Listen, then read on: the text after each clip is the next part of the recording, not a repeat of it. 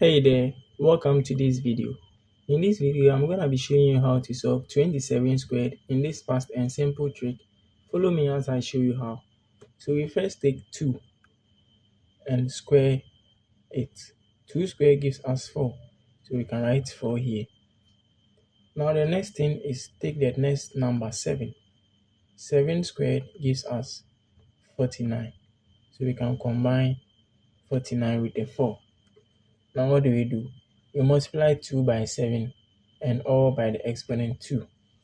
So we get 2 times 7 giving us 14 times the exponent 2 giving us 28. So we can write 28 here and add the 0 at the end and sum it all up.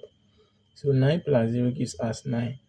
4 plus 8 gives us 12. 2 and we take 1 to the top. 1 plus 4 is 5 plus 2 is 7. So 27 squared is 729. Thanks for watching this video and don't forget to subscribe and like. See you in the next one. Bye bye.